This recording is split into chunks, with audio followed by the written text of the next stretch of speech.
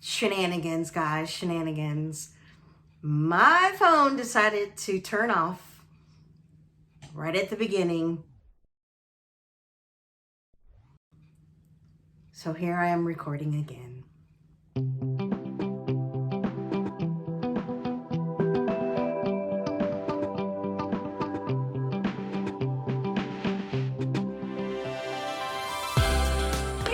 Welcome back to my channel, Reading and Retail. If you're new here, my name is Crystal. Welcome. So tonight we're going to talk about another Agatha Christie book, The Unexpected Guest. Now this is my third one from Agatha Christie and I'm loving every minute of it. So this starts out on a foggy night. So foggy that you cannot see anything beside you, in front of you, nothing. You can see nothing. So in the middle of this fog, a man by the name of Michael is driving and he ends up in a ditch. So he gets out of the ditch and he starts walking. He goes to the very first house that he sees. Now he gets up to the house and he knocks on the door, no answer. Knocks on the window, no answer, but he noticed that the window was open.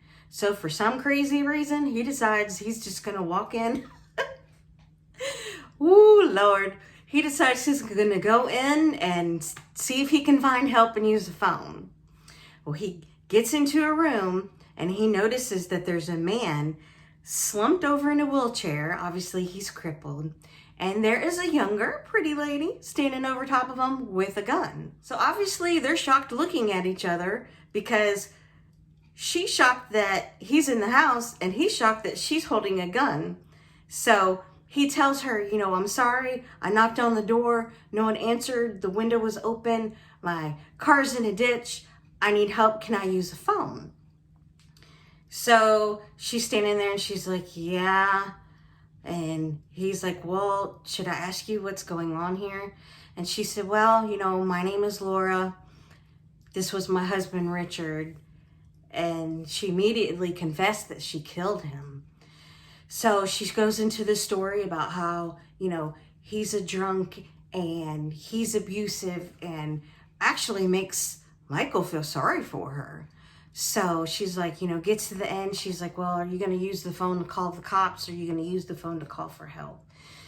He was like, well, no, I'm going to use the phone to call for help, but you could probably get away with this. He starts telling her, you know, hey, I'm going to help you. You're a beautiful young woman. And if you can prove that he's abusive and a drunk, maybe you can just prove that self-defense. Maybe I can help you.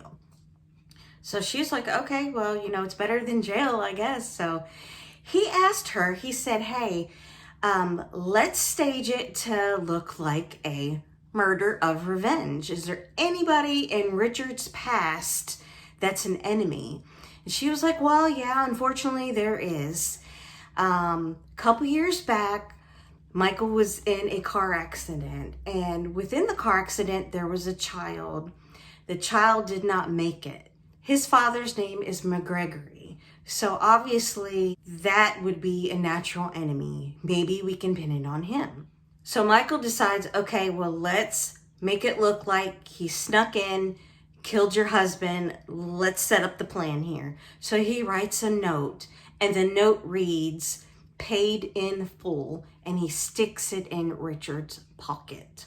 So after they have everything all set up, he calls the investigators to come in. Tells the investigators, hey, you know, I was just passing through town, needed a phone. My car's over here in the ditch.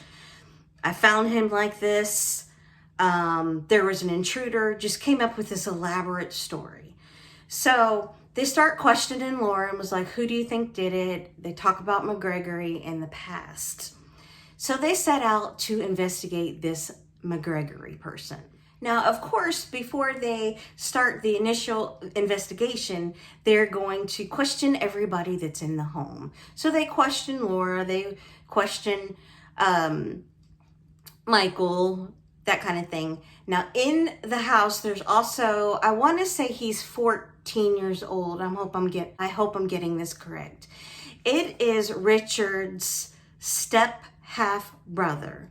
Now, being that this book is so old, they use the R word. I'm not going to use that word on my channel. So he is special needs. Okay.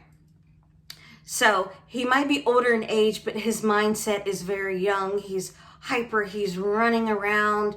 You know, he's pretty much a loose cannon. His younger brother's name is Jan. One thing about Jan that you need to know, even though that Jan is special needs, Jan is very intelligent. He remembers everything he sees. He remembers everything he hears.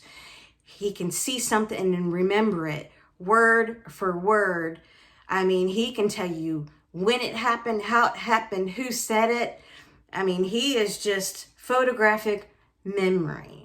So keep that in mind, because Jan likes to talk. He gets excited. He wants to see what's going on. He wants to see the cops. He wants to tell things.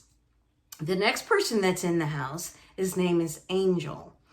Now, Angel is kind of like a butler slash helper to Richard, because, as I told you before, Richard was crippled. He was in a wheelchair. He always needed help.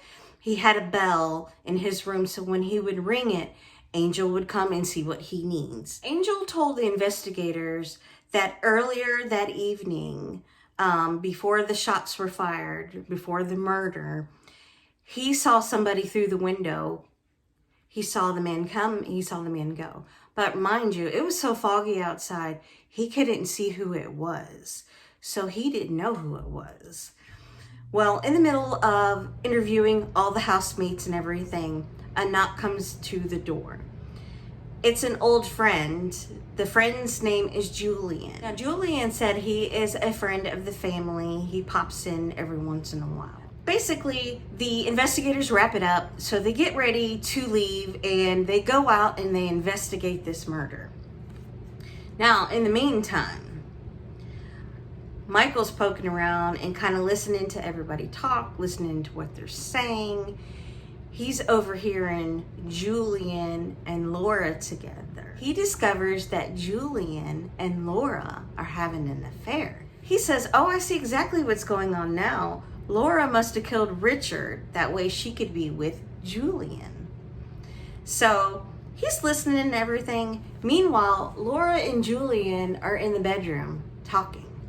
Laura tells Julian, "Okay, I covered up for you. I told all the investigators that I did this murder to my husband. That way you're not a suspect. So this is the plan that we've come up with as far as how we're going to make this work." Plot twists. Julian tells Laura, "No, I didn't kill your husband. You killed your husband." So now they're spatting back and forth. "I didn't kill him. You killed him." So they go to Michael and they're like, "Okay, we have a problem here because you think I killed him and I didn't.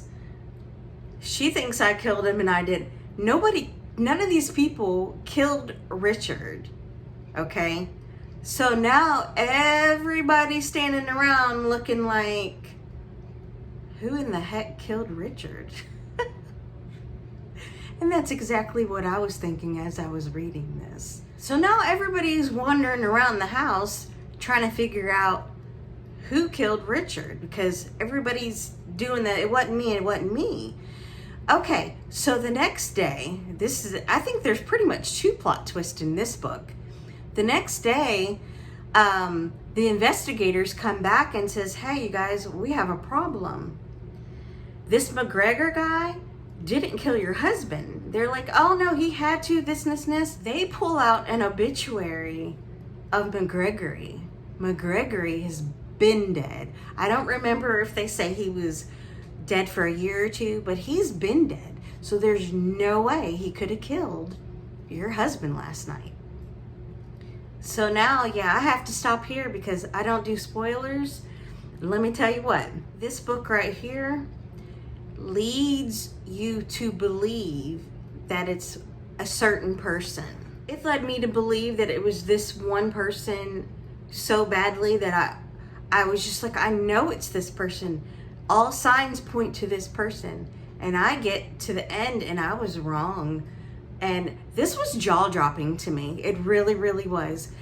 Because I love Agatha Christie's style of writing, because she sets you up every single time to think it's this person, gets you halfway through the book, and it's not that person. She puts you over here, makes you think it's this person, and then at the end, it's like, surprise.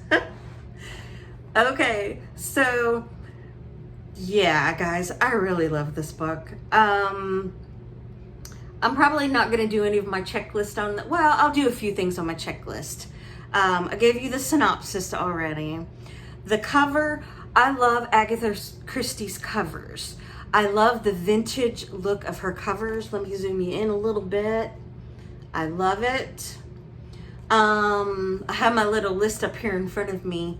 I think my favorite character and the funny character was the same character, which was Jan. Jan is, he has such a great personality in this book. You would just fall in love with him. I think my favorite moment in the book, and it was emotional too for me, because I was just in awe.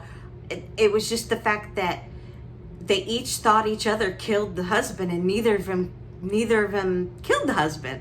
I love that. That was just great, amazing. I couldn't think of anything better than, and that was the plot twist as well. I mean, it was like 3 things in one.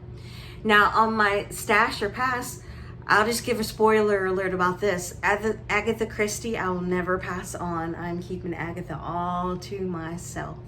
Okay, guys, if you made it this far, I would appreciate a thumbs up. Stay safe out there. Stay blessed. And I'll see you in my next video.